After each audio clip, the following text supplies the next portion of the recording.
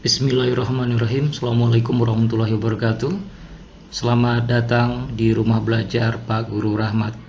Semoga kegiatan ini berguna dan bermanfaat. Teks cerita sejarah. Dengan mempelajari teks cerita sejarah ini, maka siswa dapat pertama, mengidentifikasi informasi yang mencakup orientasi, rangkaian kejadian yang saling berkaitan, komplikasi, dan resolusi dalam cerita sejarah. Yang kedua, mengonstruksi nilai-nilai dari informasi cerita sejarah dalam teks eksplanasi. Selanjutnya, menganalisis kebahasan cerita atau novel sejarah. Dan terakhir, menulis cerita sejarah pribadi dengan memerhatikan kebahasaan. Teks cerita sejarah. Bumi Manusia. Buah karya Pramudia Anantatur. Suatu hari, Agus habis menonton film Bumi Manusia dan bertanya kepada temannya, Bumi Manusia karangan Pramudia Anantatur itu teks sejarah ya? Bisa jawabannya, ya pastilah. Bisa agak ragu-ragu. Bingung kan? Jadi, Bumi Manusia merupakan teks novel sejarah. Lalu apa bedanya teks sejarah dan teks novel sejarah? Kan sama-sama menceritakan sebuah sejarah. Ya, jelas beda. Teks sejarah bersifat fakta. Teks novel sejarah bersifat fiksi.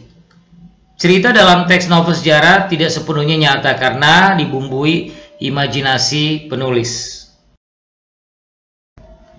Supaya lebih jelas, ingat kata kunci definisi dari teks sejarah. Pertama, fakta. Kedua, kejadian masa lalu. Ketiga, nilai sejarah. Ayo kita cek apa saja ciri-ciri dalam teks sejarah. Pertama, fakta bukan imajinasi dari penulis. Kedua, teks yang diceritakan ulang. Ketiga, penyajian secara kronologis. Nah, ini tujuan teks sejarah. Mengetahui kejadian sejarah masa lalu. Pastilah kita pernah menemukan teks sejarah di lokasi-lokasi sosial. Buku sejarah, di museum, ensiklopedia, dan tempat bersejarah. 3 struktur penting dalam teks sejarah. Pertama, orientasi. Kedua, urutan waktu. Ketiga, reorientasi. Teks cerita sejarah. Teks cerita sejarah adalah naskah cerita atau narasi rekaan yang mengandung unsur-unsur sejarah. Dalam teks sejarah ada beberapa unsur nyata, misalnya tokoh, nama tempat, dan peristiwa. Namun dalam teks cerita sejarah terdapat pula cerita yang sifatnya rekaan, misalnya mitos-mitos asal-usul negeri, mitos kedatangan sebuah agama, dan mitos alegori. Ciri-ciri teks cerita sejarah. Pertama, menampilkan latar masa lalu. Kemudian disajikan secara kronologis, urutan waktu. Kemudian sering menggunakan konjungsi temporal, serta isi berupa fakta atau fiksi.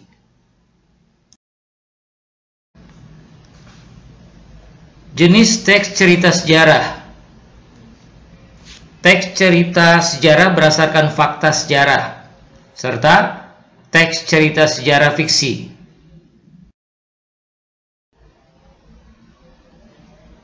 Struktur teks cerita sejarah. Pertama, abstrak. Kedua, orientasi. ketiga komplikasi, keempat klimaks, kelima resolusi, dan keenam koda. Fungsi teks cerita sejarah: pertama, rekreatif, kedua, inspiratif, ketiga, instruktif, dan yang keempat, edukatif. B. Informasi dan unsur pembangun teks cerita sejarah. Pertama, unsur pembangun teks cerita sejarah. Kedua, informasi penting teks cerita sejarah. Langkah-langkah menemukan informasi penting dalam teks cerita sejarah. Pertama, membaca teks cerita atau novel sejarah dengan seksama. Kedua, mengidentifikasi pokok isi dalam teks cerita atau novel sejarah. Kemudian, yang ketiga, mencatat pokok-pokok isi dalam teks cerita atau novel sejarah. Unsur-unsur pembangun teks cerita sejarah: ada unsur intrinsik, ada unsur ekstrinsik. Unsur intrinsiknya dari tema, amanat, tokoh penokohan, sudut pandang, latar, serta alur.